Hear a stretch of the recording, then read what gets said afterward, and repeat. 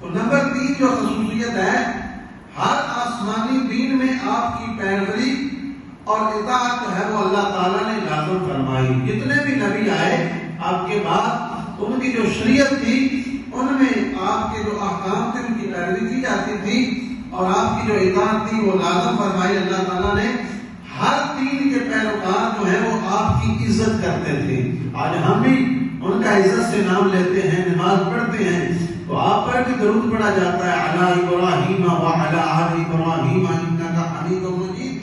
تو آپ کا جو چوتھا وصف ہے وہ یہ ہے کہ آپ کی یاد میں قربانی جو ہے وہ کی جاتی ہے۔ آپ کا جو عمل تھا، آپ نے جو اپنے بیٹے کی گردن پر چھری رکھی تھی، اس یاد کو تازہ کرنے کے لیے قیامت تک وہ آپ کی جو ہے وہ یاد، اس کو یاد کیا جاتا رہے گا، اس ادا کو دہراتے ہم رہیں گے۔ تو آپ کی یاد میں حج کے ارکان جو ہیں وہ اللہ تعالیٰ نے جو ہے وہ نازل فرمائے۔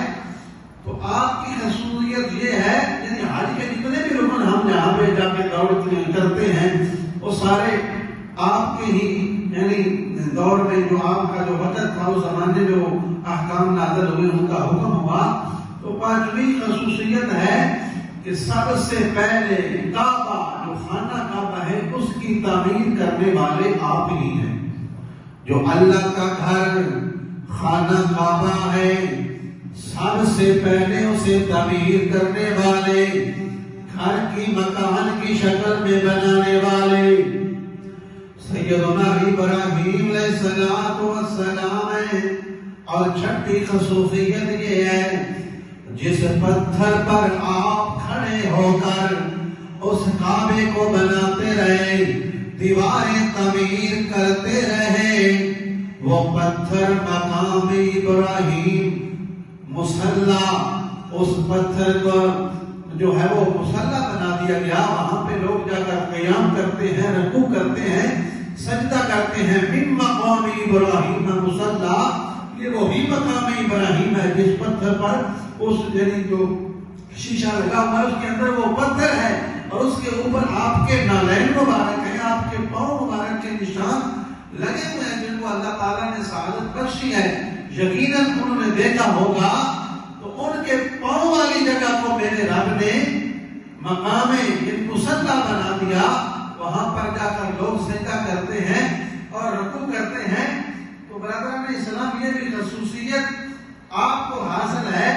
تو پھر مسلمانوں کے فوت ہو جانے والے بچے جو ہیں ان کی جو پرورش ہے جنت میں، جتنے یہ چھوٹے بچے مسلمانوں کے فوت ہوتے ہیں یہ سیدنا ابراہیم علیہ السلام کے پاس پہنچتے ہیں، اور آپ کی جو زوجہ تھی حضرت سارہ، وہ ان کی پرورش کرتی ہیں۔ یہ معراج والے واقعہ میں بھی حضور نے دیکھا کہ جب اپنے باپ سیدنا والد محترم سیدنا ابراہیم علیہ السلام سے ملے، حضور فرماتے کہ میں نے دیکھا کہ وہاں پہ بچے چھوٹے جو ہیں وہ کھیل رہے تھے سیدنا خلیل اللہ علیہ السلام کے بعد۔